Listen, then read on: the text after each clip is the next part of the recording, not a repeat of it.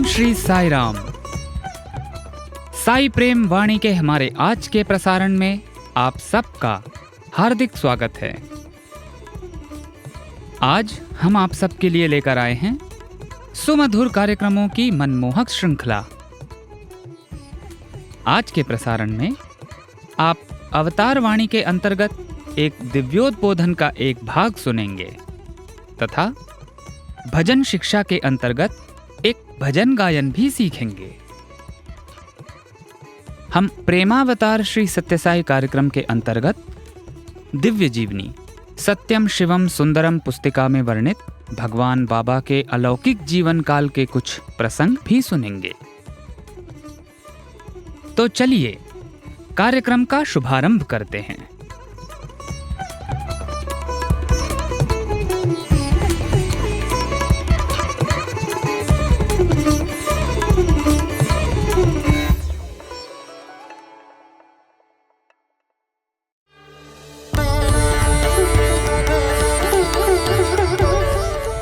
अब प्रस्तुत है हमारा कार्यक्रम प्रेमावतार श्री सत्यसाई। आज इसके अंतर्गत हम दिव्य जीवनी सत्यम शिवम सुंदरम भाग 2 पुस्तिका में वर्णित भगवान बाबा के जीवन काल के कुछ प्रसंगों का एक भाग सुनेंगे।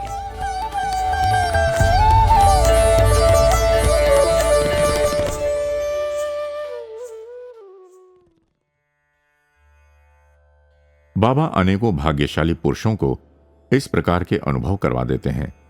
यद्यपि उन लोगों ने बाबा को शिरडी साई बाबा के रूप में अथवा सत्य साई के रूप में न कभी देखा है और न ही कभी उनके बारे में सुना ही है। संभवतः बाबा की योजना उन लोगों को अपने दायरे में लेने की होती है, जिससे कि वे अपने शुभ कर्मों का फल पा सकें और साई युग के इस आनंद का लाभ उठाते हुए अन्य लोगों को भी लाभान्वित कर सकें। ऐसा नहीं हो तो फिर कलकत्ता की श्रीमती सुधा मजुमदार के महत्वपूर्ण अनुभव का क्या स्पष्टीकरण दे सकते हैं। श्रीमती सुधा मजुमदार सामाजिक कार्य क्षेत्र की अग्रणी महिला हैं और अनेकों वर्षों से महिला सुधार के कार्य में सक्रिय रूप से योगदान देती आ रही हैं और अखिल भारतीय महिला सम्मेलन की उपाध्यक्ष भी रह चुकी हैं। उनके रामायण के अंग्रेजी अनुवाद से संसार के परिवारों में भक्ति की ज्योति प्रज्वलित हुई है।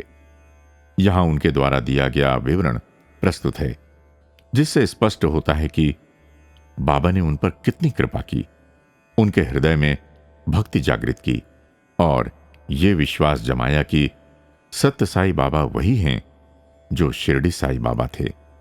और ये सब एक ही दिन में हुआ, अचानक और अनजाने ही। श्रीमती सुधा मजुमदार लिखती हैं कि अक्टूबर सन 1964 की बात है। मैं दार्जिलिंग में थी। सुबह का समय था।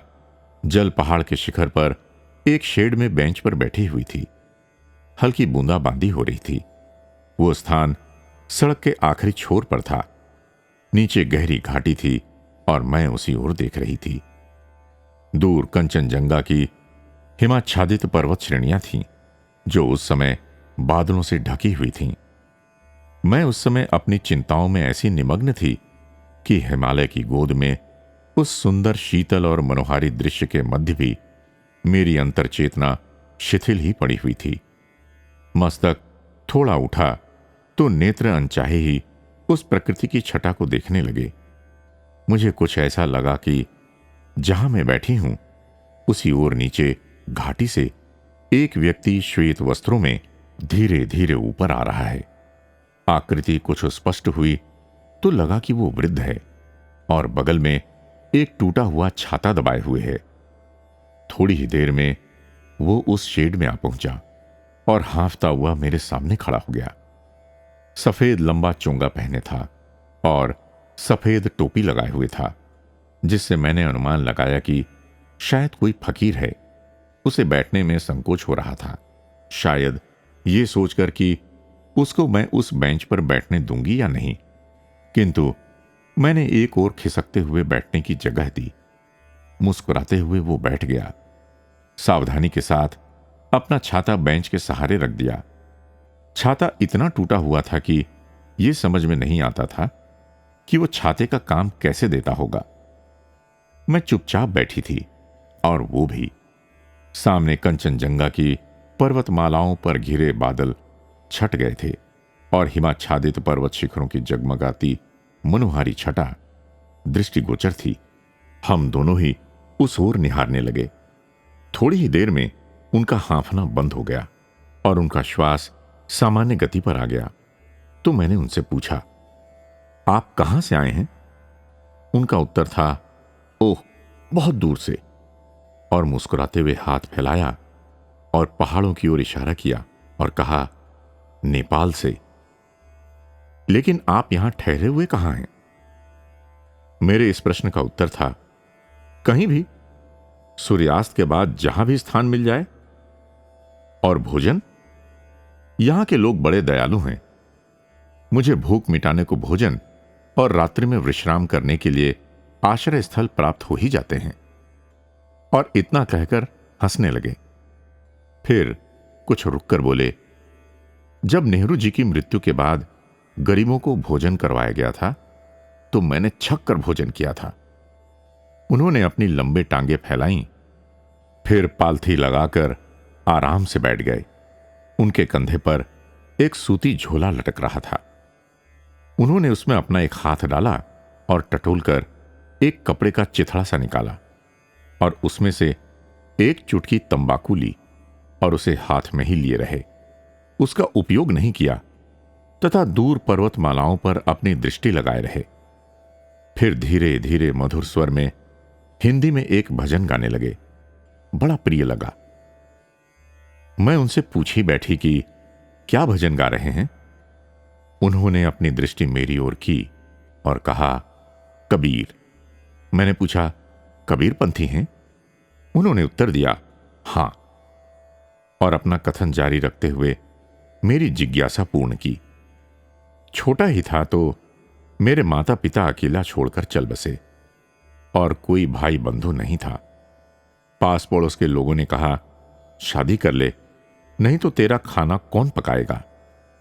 किंतु मैंने सोचा कि मालिक की मर्जी, जब मुझे अकेला रखने की है तभी तो उसने मेरा कोई नहीं छोड़ा। मां बाप भाई या बंधु कोई भी तो नहीं। शायद उसकी मर्जी अब यह है कि मैं भी ये दुनिया छोड़कर चल दूं। ऐसा सोचकर एक रात मैं घर से निकल पड़ा और मस्ती के साथ इधर उधर भटकता फिरा।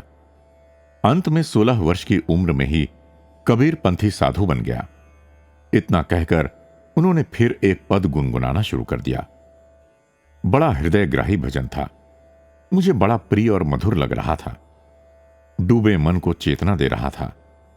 मैंने अपने बैग में से नोटबुक और पेंसिल निकाली और उनसे निवेदन किया कि मुझे वो पद लिखवा देने की कृपा करें।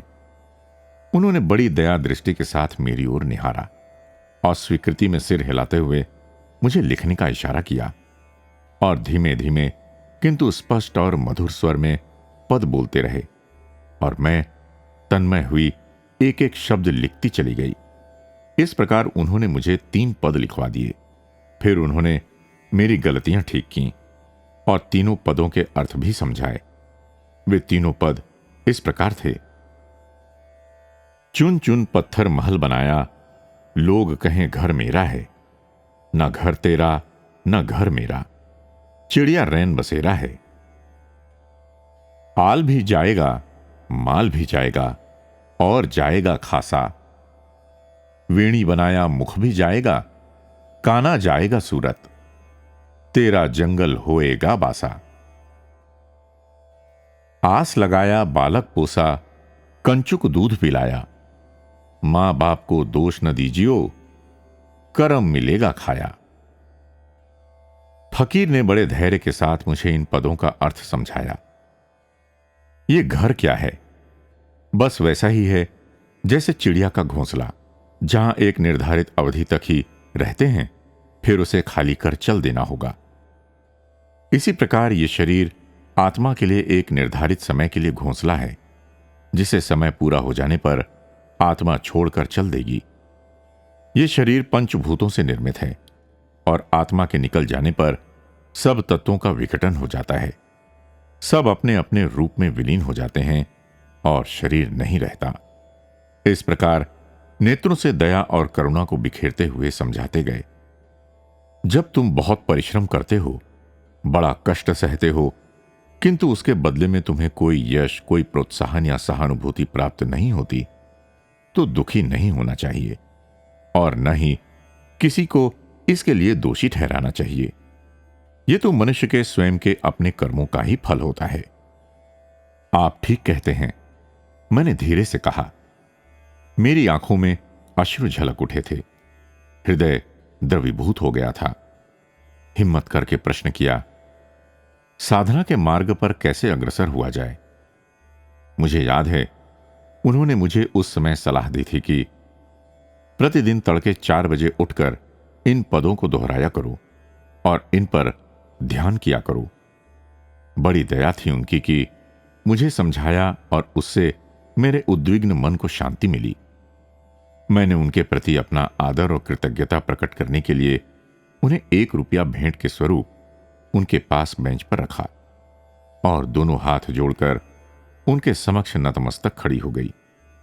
उन्होंने मुझे आशीर्वाद देते हुए अनेक शब्द दोहराए जो मुझे याद नहीं रहे। उन्होंने अपना छाता उठाया और धीरे धीरे चल दिए और मैं अपने भीतर, बाहर और चारों ओर एक शांति का अनुभव करते हुए वहां से लौटी। कौन था वो फकीर? मैंने घर में आकर कहा तो मेरा लड़का कहने लगा, मैं नित्य प्रति ही जल पहाड़ के उस मार्ग से अपने दफ्तर जाता हूं और वहां से आता हूं, लेकिन मैंने तो कोई फकीर उस ओर कभी नहीं देखा। न जाने कैसे आदत हो गई है आपकी कि अनजाने लोगों से जान पहचान और मित्रता बढ़ा लेती हो। कहीं किसी दिन इसके कारण किसी मुसीबत में न फंस जाना, थोड़ा सावधान रहा करो।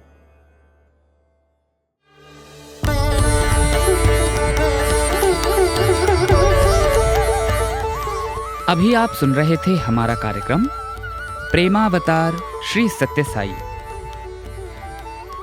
आज दिव्य जीवनी सत्यम शिवम सुंदरम भाग 2 पुस्तिका में वर्णित भगवान बाबा के जीवन काल के अलौकिक प्रसंगों का एक भाग प्रस्तुत किया गया था।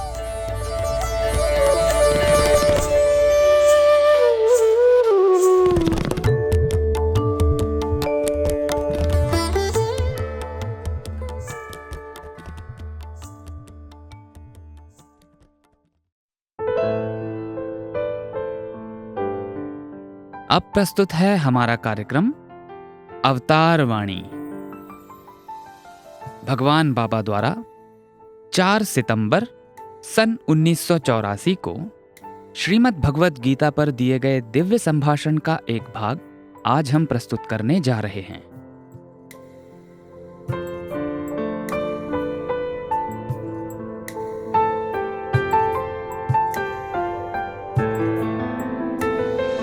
ప్రేమ స్వరూపులారా, ఎవరైనా ఒకరు స్వదేశం నుండి విదేశానికి ఎవరైనా ప్రయాణమై వెళ్ళాలంటే అతను గొప్ప చదువరిగా ఉండవచ్చును, శ్రీమంతుడు కావచ్చును, అధికారి కావచ్చును, కానీ పాస్పోర్ట్ లేనిది అతన్ని పంపడానికి వీలు కాదు.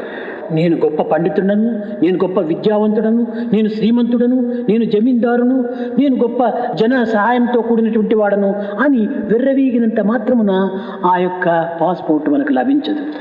यदि कोई स्वदेश से विदेश जाना चाहे तो चाहे वह बहुत पढ़ा लिखा ही क्यों न हो, बहुत धनवान ही क्यों न हो, बड़ा अधिकारी ही क्यों न हो, परंतु पासपोर्ट के बिना उसे विदेश भेजना संभव नहीं है। मैं बड़ा पंडित हूँ, मैं बड़ा विद्यावान हूँ, मैं बड़ा धनवान हूँ, मैं बड़ा जमींदार हूँ, मुझे लोगों का बड़ा समर्थन है, ऐसा कहकर घमंड करने मात्र से वह पासपोर्ट नहीं मिलेगा। ఇవన్నీ కూడాను నీ వ్యక్తిగతమైనటువంటి శక్తి సామర్థ్యములు కావచ్చు, కానీ ఈ పద్ధతికి నీవు విదేశానికి వెళ్ళాలంటే దానికి సంబంధించినటువంటి క్రమాన్ని నీవు అనుసరించాలి. దాని యందు విద్యాధికారి అని, విద్యాహీనుడని, కూటిపేదని, కోటీశ్వరుడని ఈ తారతమ్యం ఏమాత్రం కూడా అక్కడ ఉండదు. ये सब तुम्हारी व्यक्तिगत शक्ति एवं सामर्थ्य के विषय हो सकते हैं, परंतु विदेश जाना है तो उसके लिए निर्धारित क्रम का अनुसरण करना चाहिए। वहाँ विद्यावान, अनपढ़ तथा गरीब, करोड़पति जैसे भेद नहीं बरते जाएंगे। ఏదో ఒక బస్సులో, ఒక ట్రైన్లో, ఒక ప్లేన్లో పోవాలంటే కూడాను నీ శక్తి సామర్థ్యంలో వారెవరో చూడరు, టికెట్ని చూస్తారు ముందు. టికెట్ నీ చేతిలో ఉన్నదా, నీ యొక్క అధికారము, నీ చదువులు, నీ యొక్క సిరి సంపదలు వారు ఏమాత్రము పాటించరు. టికెట్ చూస్తారు, ఓ గెట్ అవుట్, ఓ పోమంటాడు. లేకుండినా మెడబట్టి బయటికి నెట్టుతారు. किसी बस में, रेल में अथवा हवाई जहाज में जाना चाहते हो तो कोई तुम्हारे व्यक्तिगत सामर्थ्य को नहीं देखेगा, सबसे पहले टिकट देखेंगे। यदि तुम्हारे हाथ में टिकट हो तो वे तुम्हारे अधिकार, शिक्षा, धन संपत्ति को महत्व नहीं देंगे। बस टिकट देखेंगे और ओ यस कहेंगे, अन्यथा गर्दन पर हाथ डाल धक्का देकर बाहर कर देंगे। అదే విధముగానే మోక్ష సామ్రాజ్యంలో ప్రవేశించుటకు ఇక్కడ దైవానుగ్రహం అనేటువంటి దాన్ని పొంది నీవు నావాడు నాయన అనేటువంటి పాస్పోర్ట్ని మనం అందుకోవాలి. ఈ పాస్పోర్ట్ ఉండినంత మాత్రము కూడాను మరి కొంతవరకును అభ్యంతరం జరుగుతుంది. దీనికి వీసా కూడా రావాలి. దీనికే ఆత్మానుగ్రహము అనేటువంటిది కూడా ఒకటి అవసరం. ఎందుకంటే ఇచ్చేటువంటి వాడు ఇచ్చినప్పటికీ దాన్ని అందుకునేటువంటి వాడి చేతులు కూడాను సిద్ధంగా ఉంటున్నప్పుడే ఈ ఇచ్చే పదార్థం తానుకు చెందడానికి వీలవుతుంది. इसी प्रकार मोक्ष साम्राज्य में प्रवेश करने के लिए दैवानुग्रह को प्राप्त कर वत्स तुम मेरे हो रूपी पासपोर्ट को पाना है। इस पासपोर्ट के होने मात्र से काम नहीं चलेगा, इसके लिए वीज़ा भी होना चाहिए।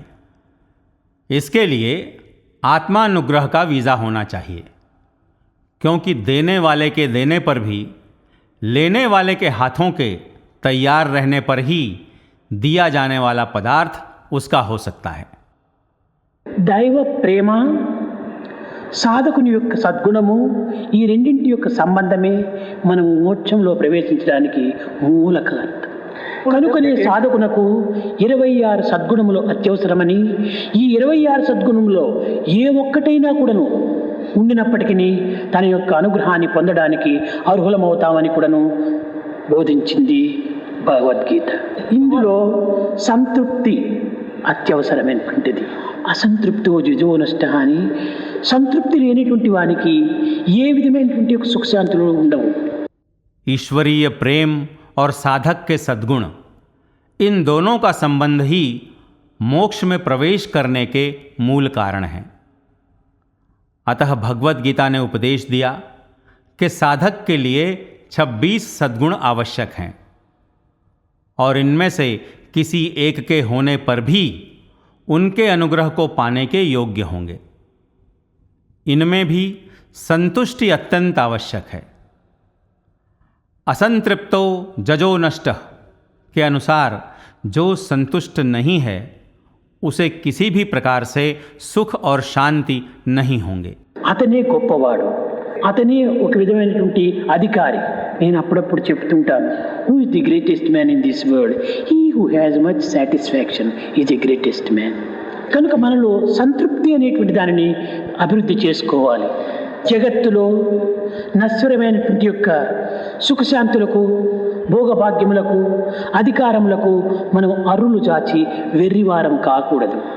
वही महान है, वही सच्चा अधिकारी है जो संतुष्ट है।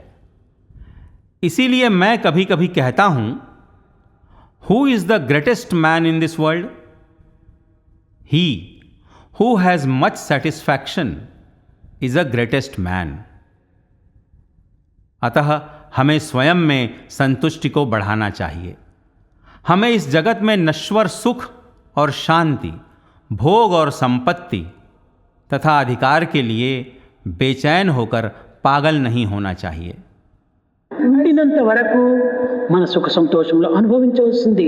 దేహాభిమానం ఉండినంత వరకును ఈ దేశాభిమానం కూడాను ఉండవలసింది. ఈ పంచభూతముల యొక్క సంబంధం కలిగినంత వరకు కూడాను ఈ పాంచభౌతిక దేహాన్ని కాపాడుకోవాల్సింది. అయితే దీని యందే మన యొక్క జీవితం అంకితం కావించరాదు. లక్ష్యమును మాత్రం దృష్టి యందుంచుకోవాలి.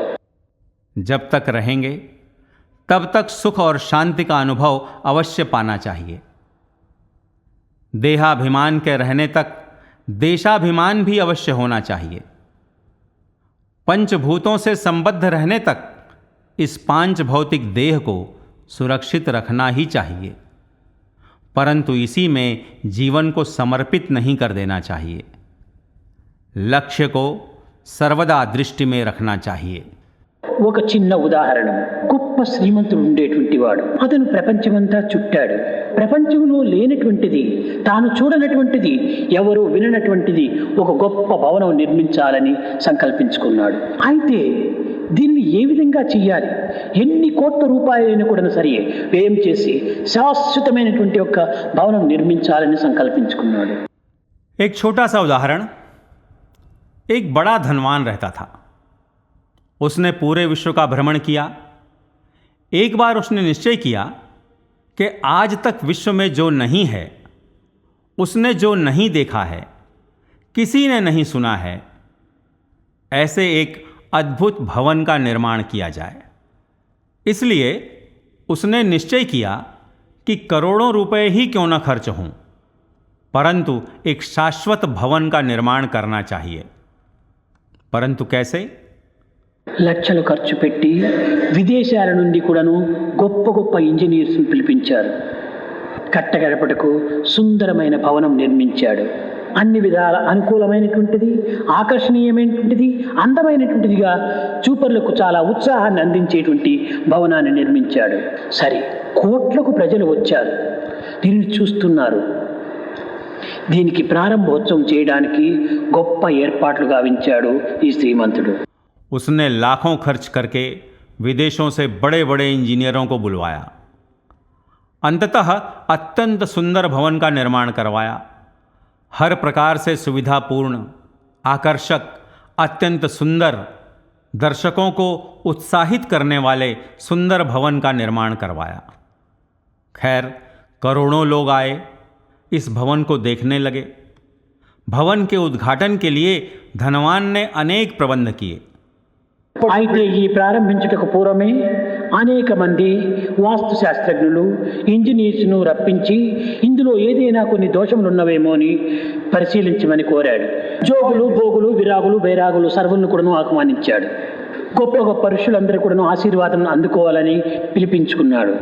ఇందులో స్థితప్రజ్ఞులు కూడా చేరిపోయారు. उद्घाटन से पहले ही धनवान ने अनेक वास्तुशास्त्रज्ञों और इंजीनियरों को बुलवाकर कहा कि भवन में कोई दोष हो तो उनका निरीक्षण करें। इसके लिए जोगियों, भोगियों, विरागियों, बैरागियों सबको बुलाया। आशीर्वाद लेने के लिए बड़े बड़े ऋषियों को भी बुलाया। आने वालों में स्थित प्रज्ञ भी शामिल हो गए। గొప్ప వైభవంగా వీరందరికీ తగిన ఏర్పాట్లు గావించాడు. ఒక్కతూరి సభను జరిపించి అందరికీ నమస్కరించి ఈ భవనంలో ఏమైనా లోటుపాట్లు ఉంటే ఏ విధమైనటువంటి యొక్క భయములు లేకుండా స్వేచ్ఛగా చెప్పడానికి మీరు పూనుకోవాలని ప్రార్థించాడు. చేరిన ఇంజనీర్లు, గొప్ప గొప్ప వారందరూ కూడాను ఈ భవనములో లోపములు చూపించేటువంటి అధికారం ఎవరికి ఉంది? ఎట్టి లోపం లేదు మహారాజా, ఇది చాలా గొప్పగా ఉంటుండాది, దివ్యంగా ఉంటుండాది, భవ్యంగా ఉంటుండాది, నవ్యంగా ఉంటుండాది అన్నారు. सबके लिए बड़े धूमधाम से प्रबंध करवाया। इसके बाद एक सभा आयोजित कर सबको प्रणाम कर धनवान ने कहा कि इस भवन में यदि कोई दोष हो तो निडर होकर स्वेच्छा से सूचित करें। आए हुए इंजीनियरों ने कहा, महाराज, इसमें दोष दिखाने का अधिकार किसको है? इसमें कोई दोष नहीं है। यह बहुत ही उत्कृष्ट है, बहुत ही दिव्य है, भव्य है, नव्य है। ఏదో ఒక మూల నిల్చుకున్నటువంటి ఒక యోగి సమీపించి, రాజా, ఈ భవనంలో 2 దోషములు ఉంటున్నాయన్నాడు ధైర్యంగా.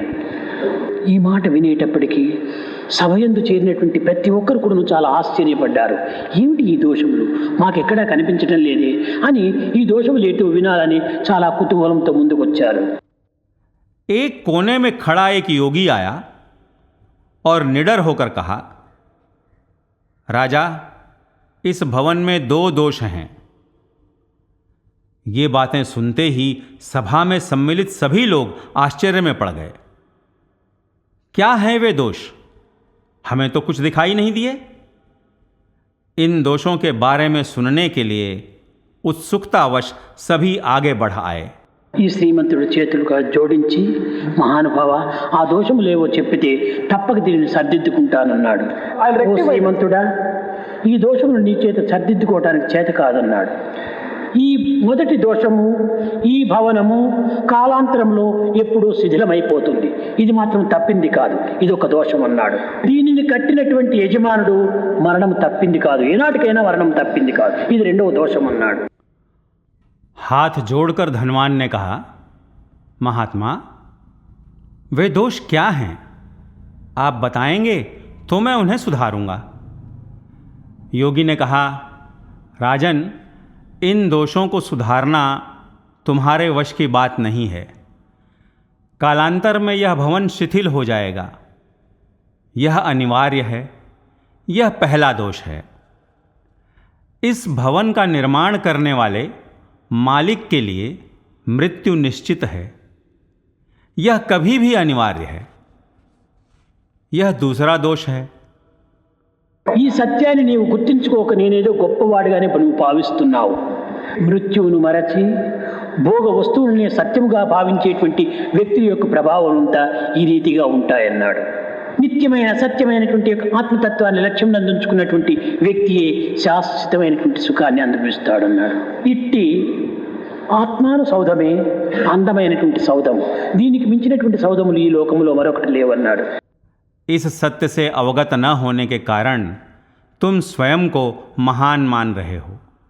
मृत्यु को भूलकर भोग वस्तुओं को शाश्वत मानने वालों का प्रभाव ऐसा ही होता है।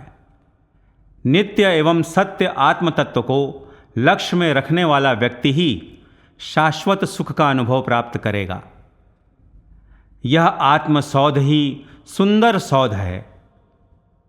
इससे बढ़कर लोक में अन्य कोई दूसरा सौध नहीं है।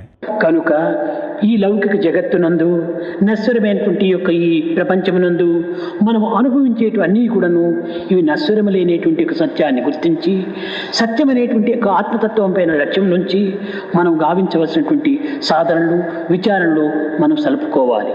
దీనిని ఆధారంగా చేసుకునే అర్జునునకు, అర్జున, నీవు చంపేటువంటి వాడని, ఈ సైన్యము నీ బంధువులు మిత్రులు చచ్చేటి వారని నువ్వు భావిస్తున్నావు. ఇది చాలా పొరపాటు. ఇది అనాత్మ భావం. अतः इस लौकिक जगत में, इस नश्वर संसार में हमें इस सत्य से अवगत होते हुए कि हम जिन सब का अनुभव प्राप्त कर रहे हैं वे सब नश्वर ही हैं। आत्म तत्व ही जो सत्य है को लक्ष्य में रखते हुए चिंतन एवं साधनाएं करनी चाहिए। इसी को दृष्टि में रखते हुए श्री कृष्ण ने अर्जुन से कहा, हे अर्जुन, तुम विचार कर रहे हो कि मारने वाले तुम हो और ये तुम्हारे बंधु और सेना मरने वाली है। यह बड़ी भूल है। यह अनात्म भावना है। अभी आप सुन रहे थे अवतार वाणी। आज आपने भगवान बाबा द्वारा सन 1984 में श्रीमद् भगवत गीता पर दिए गए दिव्य संभाषण का एक भाग सुना।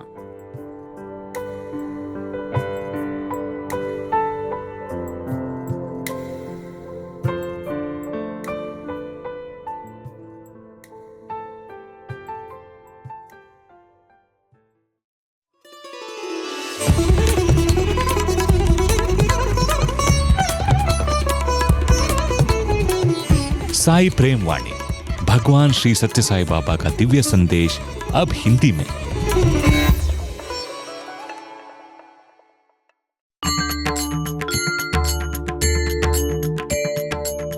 अब प्रस्तुत है हमारा कार्यक्रम भजन शिक्षा। कक्षा में प्रस्तुत हैं भगवान बाबा के प्रिय भजन गायकों में से एक श्री रवि कुमार सर एवं टीम रेडियो साई के प्रिय सदस्य श्री अनिरुद्ध श्रीनिवासन जी।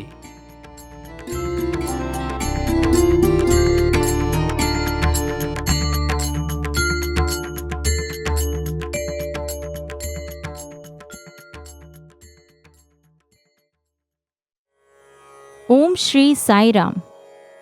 श्री सत्य साई भजन शिक्षा कार्यक्रम में आप सबका स्वागत है। अंबिका तनया गजानना। आज की कक्षा के लिए हमने भगवान श्री गणेश की वंदना करता हुआ ये भजन चुना है। चलिए अब इस भजन के बोल जान लेते हैं। अंबिका तनया गजानना गजवदना गणनाथ गजानन पाहि गणेशा विनायका त्रिभुवन पालक मंगलदायक विद्या बुद्धि सिद्धि प्रदायक पाहि गणेशा विनायका। इस भजन को सी शार्प मध्यम श्रुति में गाया जा रहा है, जिसे 1.5 मध्यम या काली 1 का मध्यम भी कह सकते हैं। अंबिका तनया गजानना।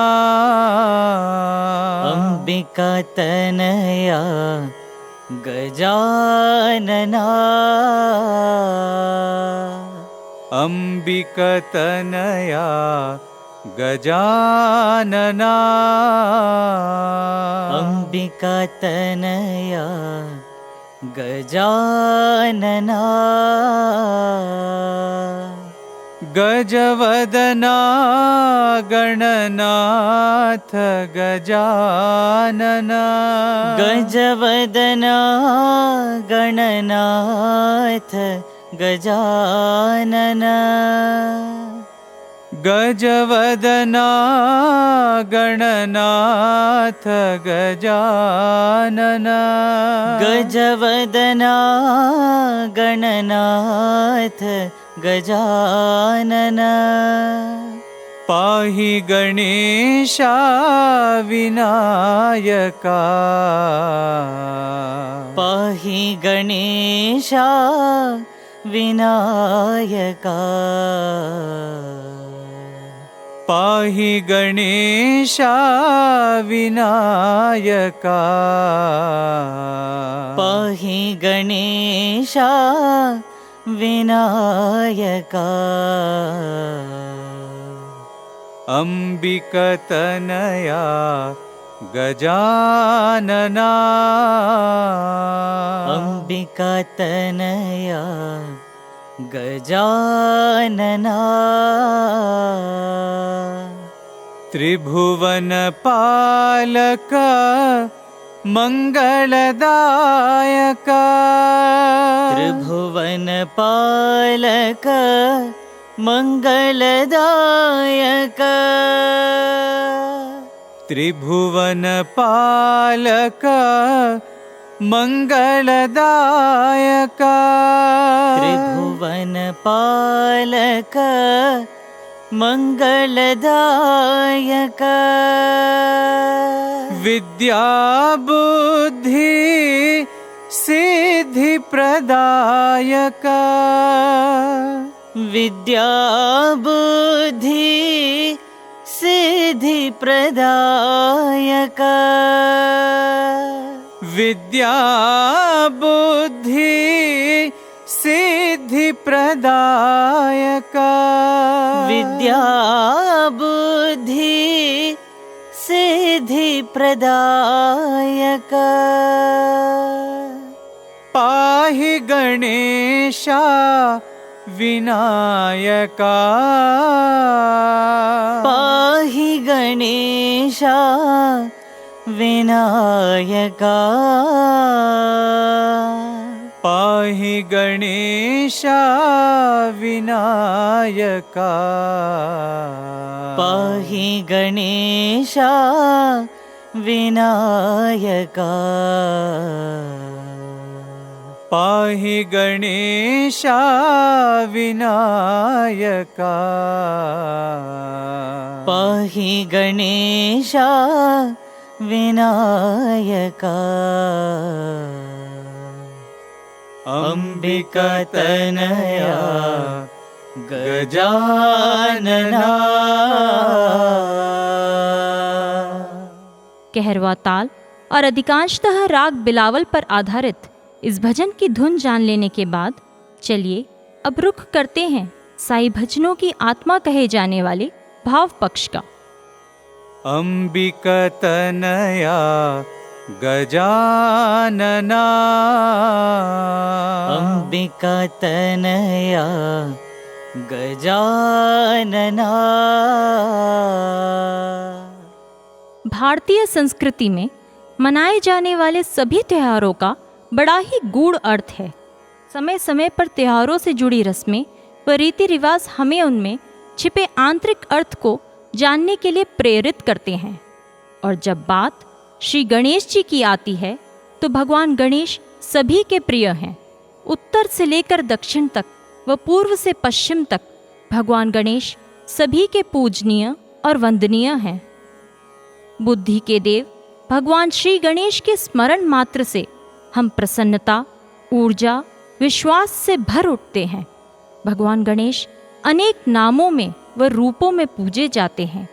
वे ही गणनाथ हैं, विनायक हैं, जगत जननी माँ जगदम्बा अंबिका के पुत्र गजानन हैं। भगवान ने भी हमें सर्वदा विघ्नहर्ता प्रथम पूज्य भगवान गणेश जी की प्रार्थना करने के लिए प्रेरित किया है। यही कारण है कि भगवान द्वारा स्थापित सभी संस्थानों में, चाहे वह स्कूल हो, कॉलेज हो, अस्पताल हो या आश्रम हो, गणेश जी सभी जगह विद्यमान हैं। कौन है भगवान गणेश और हमें उनसे क्या सीखना चाहिए? 6 सितंबर सन 1997 के अपने दिव्योद्बोधन में स्वामी ने ऐसे कई प्रश्नों के उत्तर दिए। स्वामी कहते हैं कि भारतीय विघ्नेश्वर को संबोधित करते हुए कहते हैं, हे पार्वती नंदन, हे गणाधिपति। कौन है पार्वती और कौन है उनके पुत्र गणपति? इन दोनों के बीच क्या संबंध है? सामान्यतः इसके पीछे छिपे गूढ़ अर्थ को लोग जानने का प्रयास नहीं करते और कहते हैं माँ पार्वती जननी हैं और गणपति उनके पुत्र हैं। परंतु कोई भी दोनों के बीच छिपी एकता को नहीं समझ पाते। पार्वती और गणेश कहाँ विद्यमान हैं? क्या वे बाह्य संसार में हैं या सभी मनुष्यों के भीतर निरंतर विद्यमान हैं? सच तो यह है कि यह दोनों सभी में व्याप्त हैं और एकात्मता का संदेश देते हैं। गणपति के अर्थ पर बताते हुए स्वामी कहते हैं कि गण से तात्पर्य ज्ञानेंद्रियों और कर्मेंद्रियों से है। मन इसके ऊपर है और बुद्धि मन से ऊपर है। यह सभी मिलकर गणों को प्रदर्शित करते हैं। गण शब्द में ग बुद्धि का द्योतक है और ण प्रज्ञान का। इस तरह गणपति बुद्धि और प्रज्ञान के स्वामी हैं। क्या बुद्धि ज्ञान बाह्य संसार में है या प्रत्येक मनुष्य के भीतर विद्यमान है? इसका उत्तर है कि वे सभी के भीतर बुद्धि और प्रज्ञान के रूप में विद्यमान हैं। उन्हें हमें कदापि बाहर खोजने की जरूरत नहीं है।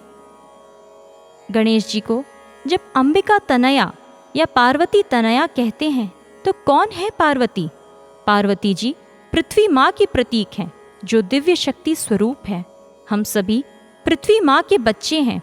इसी तरह गणों के नाथ गणनाथ माँ पार्वती के पुत्र हैं, जो दिव्य शक्ति स्वरूपा हैं। शक्ति से ही बुद्धि और प्रज्ञान का जन्म होता है। गजवदना गणनाथ गजानना। गजवदना गणनाथ गजानना। गणेश जी गजमुखी हैं। 4 सितंबर सन 1989 के अपने दिव्योद्बोधन में स्वामी कहते हैं कि गज अर्थात हाथी बुद्धि और नेतृत्व के गुणों को दर्शाता है। जंगल में हाथी पथ प्रदर्शक होते हैं। घने जंगल से जब हाथी गुजरते हैं तो वन के अन्य पशुओं के लिए मार्ग बन जाता है और उनके लिए उस पथ से जाना सरल हो जाता है।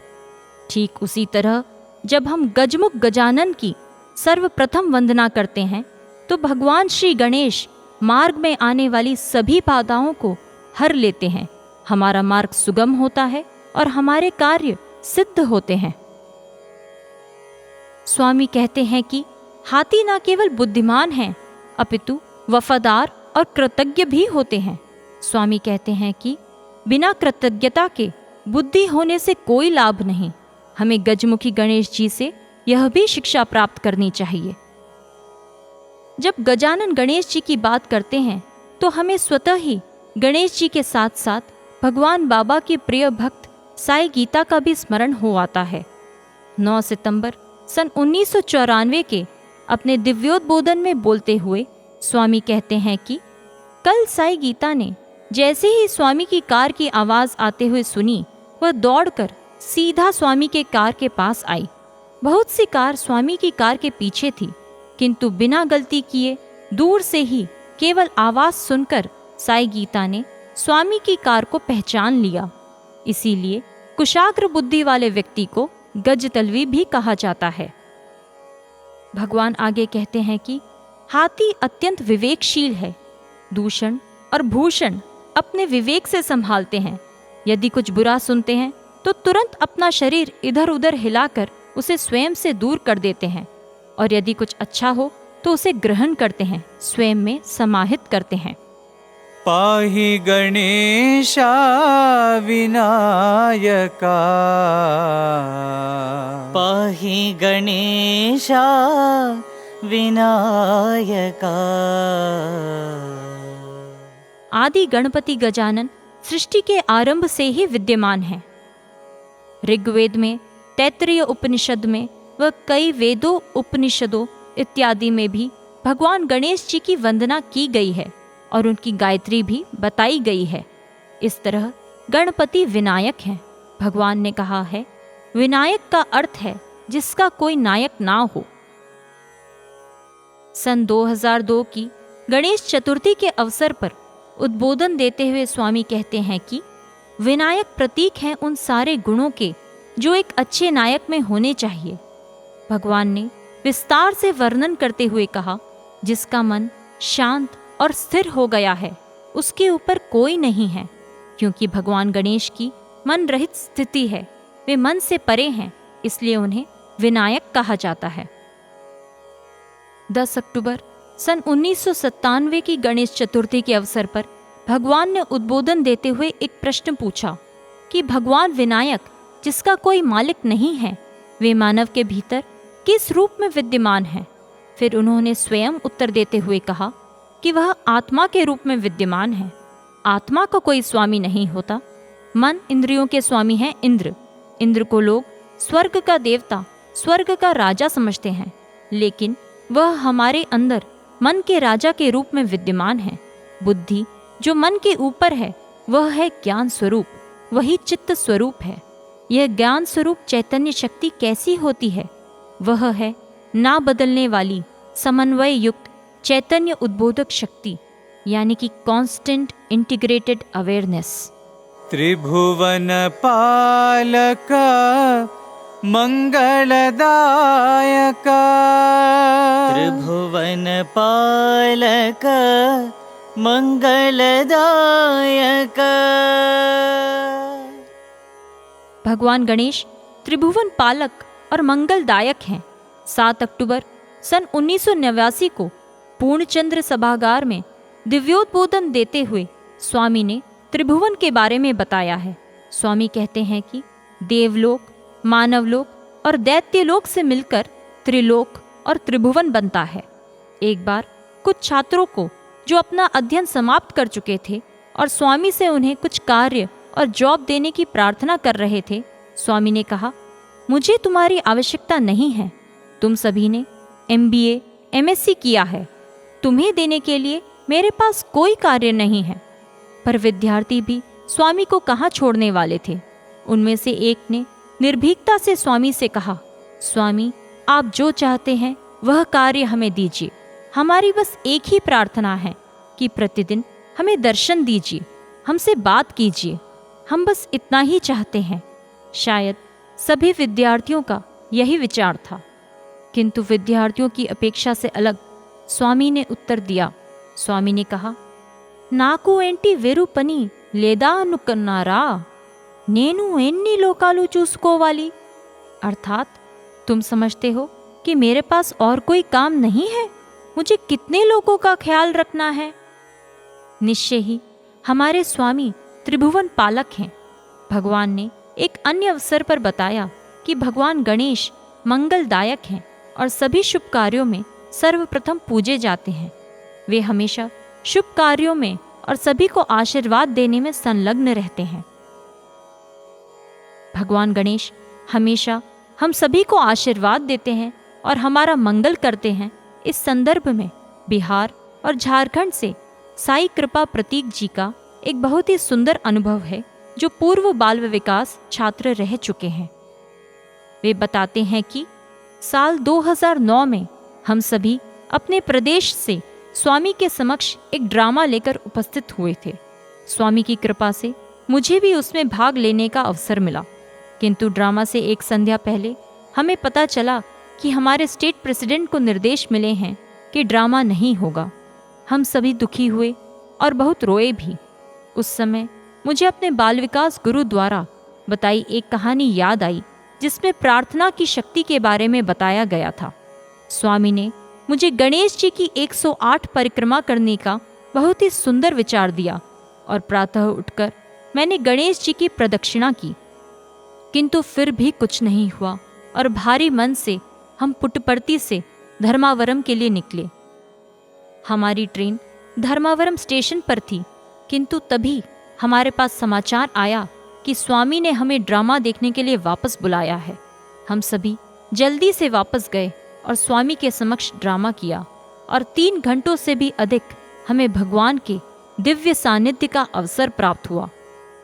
इस तरह भगवान गणेश अत्यंत ही मंगलकारी हैं और हमें सर्वदा आशीर्वाद देते हैं।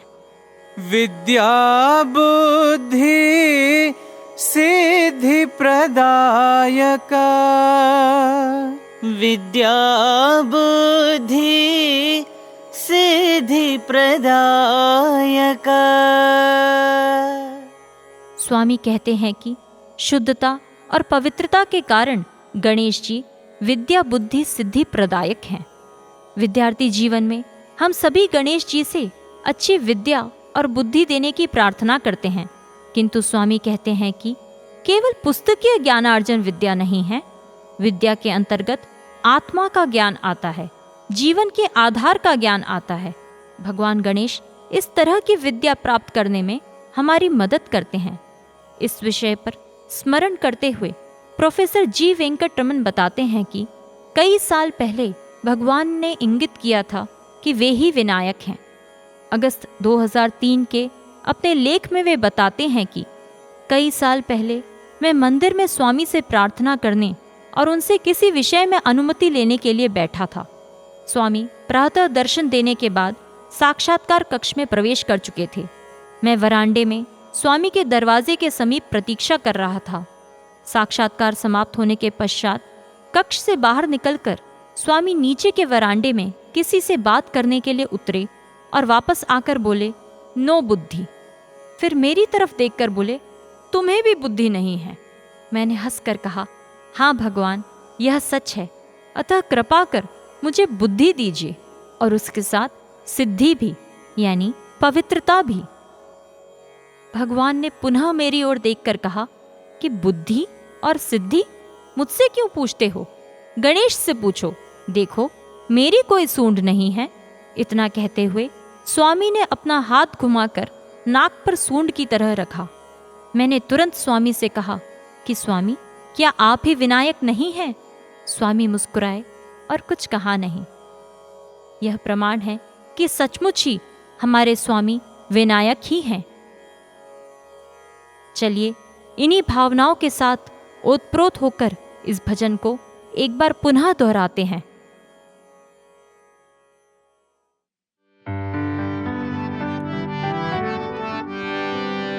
अंबिका तनया गजानना,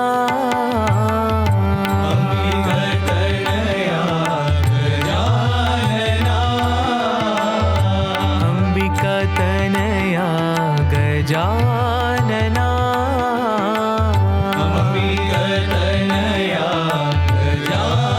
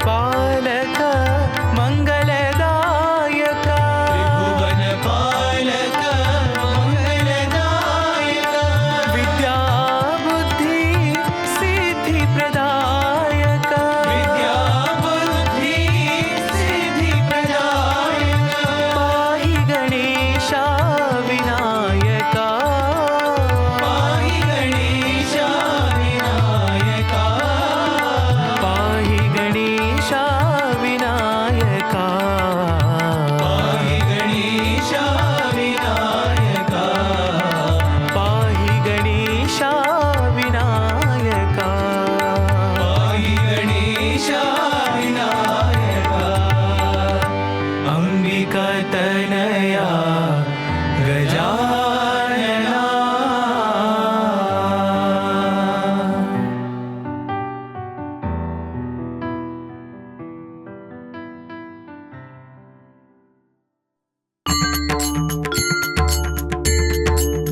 इसी के साथ हमारे आज के भजन प्रशिक्षण कार्यक्रम का अब समापन होता है। हमें आशा है कि आपको आज की कक्षा पसंद आई होगी। हम शीघ्र ही एक और भजन लेकर आपके समक्ष उपस्थित होंगे। तब तक के लिए हमें आज्ञा दीजिए। धन्यवाद। जय साईं राम।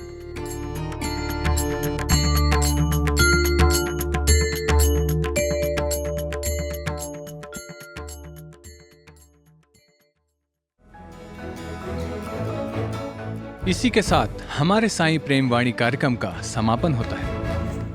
उम्मीद है हमारा आज का कार्यक्रम आपको पसंद आया होगा। आपके सुझावों को हम तक व्हाट्सएप द्वारा जरूर भेजें। हमारा व्हाट्सएप नंबर है 9393258258 93 93 258 258। हिंदी भाषा में हमारी ये सभी प्रस्तुतियां YouTube पर भी उपलब्ध हैं। इन्हें वहां देखने सुनने के लिए हमारे YouTube चैनल को सब्सक्राइब करें और कमेंट बॉक्स में अपने सुझाव देना ना भूलें। हे साईं, तुमसे नजदीकियां तो कठिनाइयों में ही दिखती हैं, बाकी वक्त तो हम खुद को शहंशाह समझते हैं। स्वामी, हमारे दिलों को विनम्रता से भरकर हमारे शीश आपके चरणों में सदैव झुके रहें। इसी प्रार्थना के साथ हम आप सबसे विदा लेते हैं। धन्यवाद। जय साईं राम।